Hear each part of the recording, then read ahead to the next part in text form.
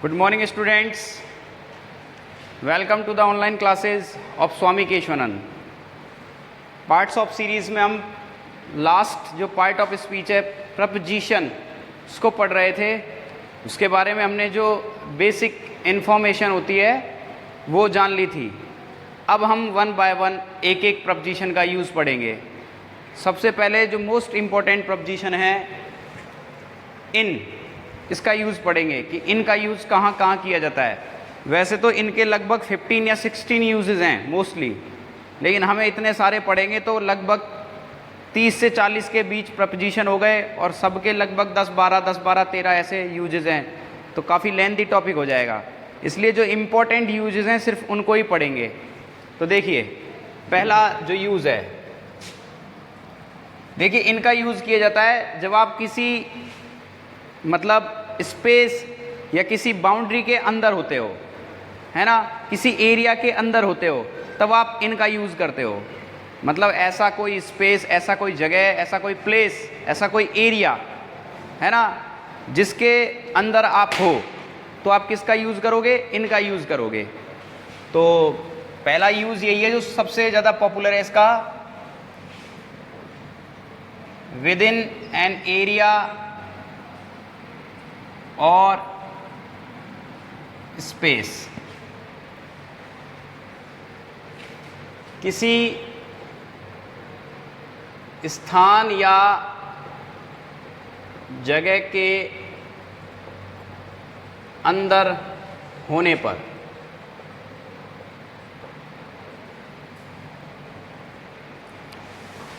तो ये किस रेफरेंस में यहाँ यूज़ किया जा रहा है? प्लेस के रेफरेंस में. आपने पढ़ा था कि प्रपोजिशन का यूज़ या तो प्लेस को शो करता है ना. ये ध्यान रखना मेरी बातें जो मैं बता रहा हूँ, या तो प्लेस को शो करेगा, या टाइम को शो करेगा, या मैनर को शो करेगा, या लोकेशन शो करेगा, या पोजीशन शो करेगा, या मीन्स शो करेगा, है ना. तो इनका यूज़ यहाँ किस रेफरेंस में है? प्लेस के रेफरेंस में है, स्थान के बारे में है. जैसे देखिए एग्जाम्पल देखिए फिर क्लियर होगा. जैसे मैं एग्जाम्पल लिखूं, the kids are playing in the field. अब देखिए बच्चे खेत के अंदर या फील्ड के अंदर खेल रहे हैं, तो जो फील्ड है उसके अंदर होने की स्थिति में है, इसलिए हमने किसका यूज़ किया है? इनका यूज़ किया है ना. आई लिव इन अमेरिका, तो किसी स्थान के अंदर होने की स्थिति में है, अमेरिका के अंदर, इसलिए मैंने क्या बोला है? In America.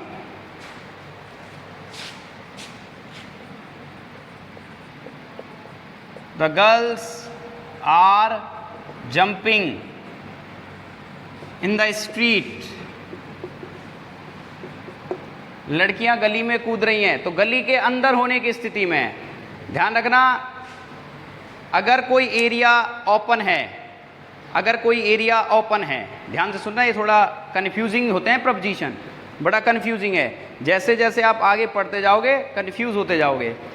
अगर आप किसी ओपन एरिया में हैं और वो बाउंड्री से सराउंडेड नहीं है, तो आप ऑन का यूज़ करोगे. ध्यान रखना, फिर इनका यूज़ नहीं होता है.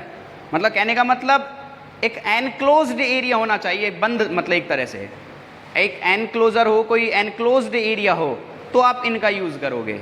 जैसे अब हम लोग कमरे में बैठे हुए हैं, है ना, we are sitting in the room, तो इन लगेगा. ध्यान रखना, we are sitting in the room. अगर आप ग्राउंड पे हो, चारों तरफ कोई बाउंड्री नहीं है, तो फिर आप ऑन का यूज़ करोगे. ध्यान रखने की बात है, ठीक है ना. तो ये पहला यूज़ है जो प्लेस के रेफरेंस में है.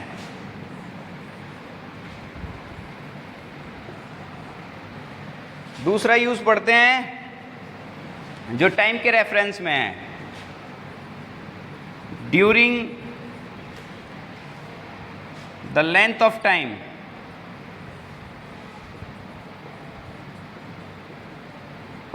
टाइम के रेफरेंस में करते हैं, ध्यान रखना. अब टाइम के रेफरेंस में कहाँ कहाँ होता है वो देखते हैं.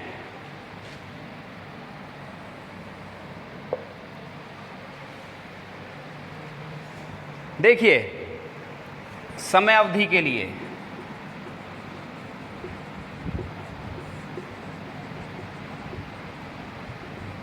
आपको पता है कि जो सन होती हैं ईयर होता है, उनसे पहले हम इन लगाते हैं। जैसे मैं कहूँ इन 2021, इन 2000,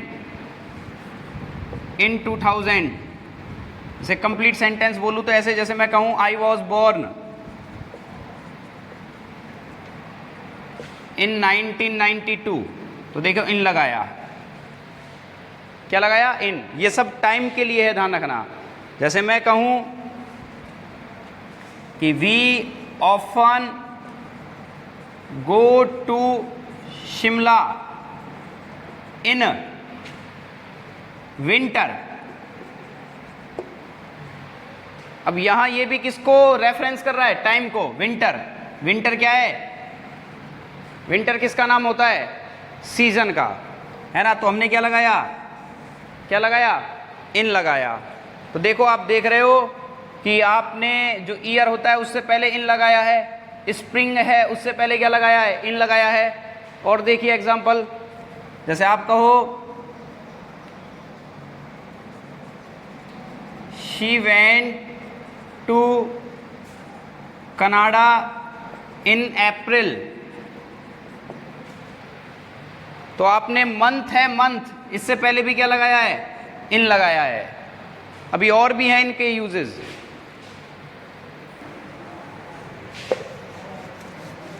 और देखिए इनके यूजेस, देखिए इसमें ही चल रहे हैं अभी। दूसरे में ड्यूरिंग द लेंथ भी कह सकते हैं इसको, पीरियड भी कह सकते हैं।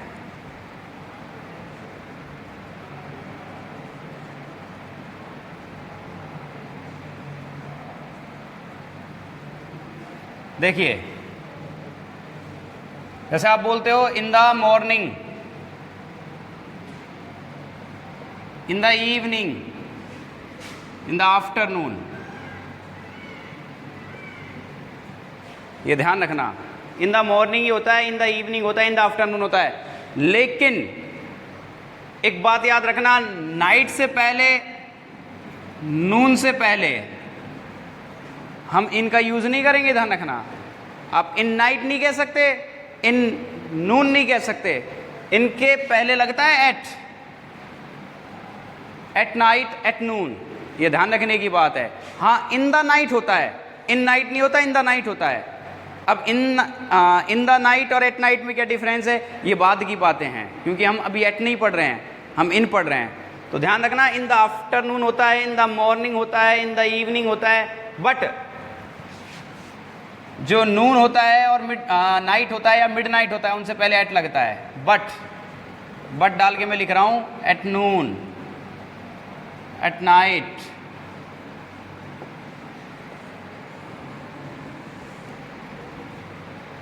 ठीक है।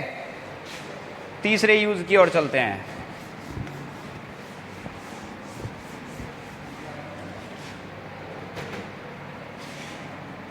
तीसरा यूज है टू शो somebody's जॉब और प्रोफेशन। हिंदी में बोलेंगे किसी व्यक्ति का कार्य, पेशा या नौकरी को दर्शाने के लिए, यानी कोई व्यक्ति किसी जॉब में है, किसी नौकरी में है, तो उसको दर्शाने के लिए भी हम इनका यूज करते हैं, है ना। जैसे आप कहो वो व्यक्ति आर्मी में है, तो आप बोलोगे he is in the army. देखिए इनका यूज हुआ है। जैसे आप कहो कि मैं बिजनेस में हूं, आई एम इन बिजनेस।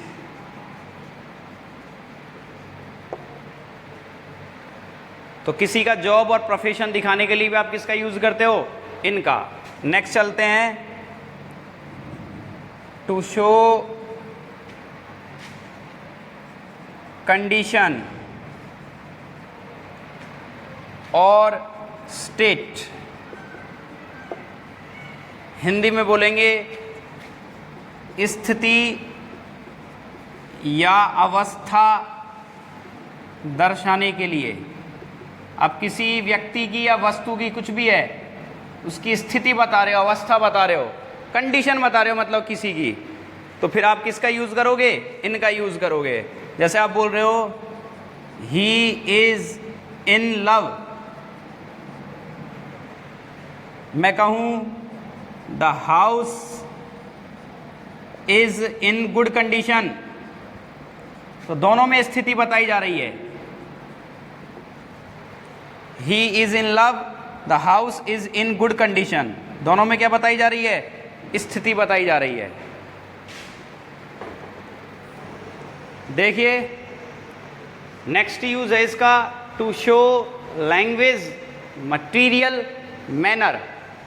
भाषा को या कोई मटीरियल है, कोई सामान है, उसको या कोई तरीका है, उसको शो करने के लिए भी हम किसका यूज़ करते हैं? इनका। देखिए यहाँ बड़ा कंफ्यूज होने का डर है, ध्यान से समझना इस एग्जाम्पल को। प्लीज से इट इन इंग्लिश, ये लैंग्वेज के लिए हुआ है, इसमें कोई प्रॉब्लम नहीं है ना। आप किसी भाषा के लिए लगाओगे तो इन लगाओगे, प्लीज से इट इन इंग्लिश, कृपया इस बात को आप इंग्लिश में बोलो। राइट इट इन पेंसिल, आप किसी चीज़ को, देखो हिंदी में होगा पेंसिल से लिखो, हिंदी में बोलने में ऐसा होगा पेंसिल से लिखो, तो आप इंग्लिश में ऐसा बोल सकते हो कि प्लीज राइट इट इन की जगह आप बोल सकते हो फ्रॉम पेंसिल, है ना, क्योंकि हिंदी और इंग्लिश को हम मैच कर देते हैं तो वहाँ गड़बड़ी हो जाती है ना। तो मैं तुमसे कहूँ पेंसिल से लिखो, भाई हिंदी में ऐसे ही बोला जाएगा, अरे इसको पेंसिल से लिखो, तो फ्रॉम पेंसिल नहीं होता है, याद रखना क्या होता है? इन पेंसिल होता है ना। ऐसे इंक के लिए होता है in red ink, in blue ink, ध्यान रखना, ब्लू इंक से लिखो तो in red ink, in blue ink होगा, फ्रॉम नहीं होगा, ध्यान रखना। हिंदी में लगेगा आपको फ्रॉम आएगा, लेकिन नहीं, इन आता है। ऐसे ही please pay me in cash, मुझे नकदी भुगतान करो, कैश पे करो।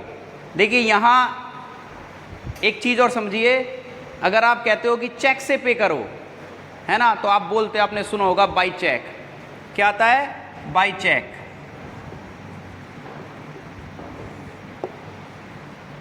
है ना। लेकिन अधिकांश लोग क्या करते हैं? गलत बोलते हैं, अरे मुझको बाई चेक नहीं चाहिए, बाई कैश चाहिए, वो गलत बोलते हैं। बाई कैश नहीं होता, ध्यान रखना, इन कैश होता है, ये समझने की बात है। ये जो टॉपिक आप पढ़ रहे हो प्रपोजिशन, ये बहुत ही कंफ्यूजिंग होता है, अच्छे विद्यार्थी भी यहाँ बहुत गलती करते हैं, इसलिए इनको समझना कि कौन सा प्रपोजिशन कहाँ लगता है वो ज़रूरी है ना। आगे का और यूज़ देखते हैं। देखिए एक यूज़ और है इसका, उसको पहले समझिए आप। देखिए आप किसी चीज़ के अंदर होते हो और उसी पर्टिकुलर एरिया में आप मोशन, आप मूवमेंट कर रहे होते हो, गति कर रहे होते हो, तो इनका यूज़ किया जाता है। ध्यान से सुनना इसको, क्योंकि ये कंफ्यूजिंग है इनटू से, इनटू के साथ प्रॉब्लम क्रिएट करेगा ये। अगर आप किसी एरिया या किसी जगह के अंदर हो और आप उसी एरिया या जगह में क्या कर रहे हो? मूवमेंट कर रहे हो, मोशन, गति कर रहे हो, तो इनका ही यूज़ होगा, ध्यान रखना। चाहे भली गति क्यों ना कर रहे हो तो भी इनका यूज़ होगा। लेकिन आप किसी दूसरी जगह से कहीं और जा रहे हो, मतलब आप जगह भी बदल रहे हो, गति तो होगी आप जान रहे हो, लेकिन जगह भी बदल रहे हो, तो फिर इनटू का यूज़ होगा। तो फिर किसका यूज़ होगा? इनटू का। जैसे मैं आपको इस एग्जाम्पल को क्लियर करके बताता हूँ एग्जाम्पल से। जैसे मान लो मैं इस कमरे के अंदर ही गति कर रहा हूँ, तो मैं इन लगाऊंगा। जैसे मैं बोलूँ I am walking in the room, I am walking in the room. अब मैं चाहे गति कर रहा हूँ, खूब घूम रहा हूँ, लेकिन इन ही लगाया मैंने। अब मान लो मैं बाहर हूँ कमरे से और फिर कमरे के अंदर आ रहा हूँ, तो फिर इनटू लगेगा, ध्यान रखना। जैसे वो मैं बोलूँ आई केम इन द रूम, तो गलत हो जाएगा, ध्यान रखना। आई केम इन टू द रूम, फिर इनटू आएगा, है ना। जैसे मछलियाँ हैं वो तालाब में तैर रही हैं या बच्चे तालाब में तैर रहे हैं, अब तालाब के अंदर वो खूब मूवमेंट कर रहे हैं, तो आप क्या बोलोगे, क्या बोलोगे? Children are swimming in the pond, in the pond बोलोगे आप, है ना। लेकिन मान लो बच्चे बाहर पहले ज़मीन पर किनारे पर थे और फिर वो तालाब में कूदे, तो देखो जगह बदली है ना, बाहर थे पहले सरफेस पर, फिर वो तालाब के अंदर कूदे हैं, तो फिर आप इनटू का यूज़ करोगे, आप बोलोगे children dived into the pond, into the pond होगा, फिर डाइव्ड गोता लगा दिया। तो कहने का मतलब मूवमेंट के लिए इन और इनटू दोनों का यूज़ होता है, लेकिन अगर स्थान चेंज हो, प्लेस चेंज हो, तो फिर इनटू लगेगा, ध्यान रखना, फिर इन नहीं लगेगा। ये बात समझने की है, ठीक है ना।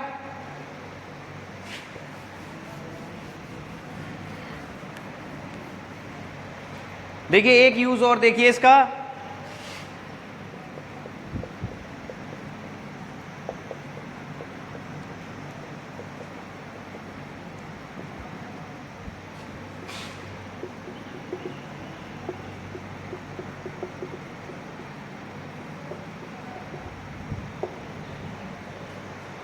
इन्वॉल्व्ड इन समथिंग और टेकिंग पार्ट इन समथिंग, किसी कार्य में, किसी कार्य समारोह में हिस्सा लेने पर, हिस्सा लेने पर या उसमें सम्मिलित होने पर, यानी कोई भी है, चाहे कोई भी चीज़ है वो, चाहे कोई फिल्म है, चाहे कोई मूवी है, कोई नाटक है, कोई गेम है, कुछ भी है, आप उसमें हिस्सा ले रहे हो, उसके अंदर आप इन्वॉल्व हो, किसी भी चीज़ में इन्वॉल्व हो आप, तो इनका यूज़ होगा।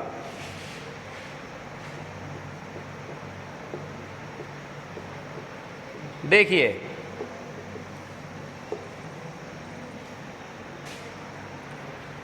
जैसे मैं कहूं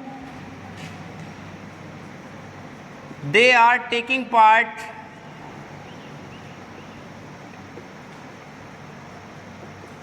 इन कल्चरल प्रोग्राम्स,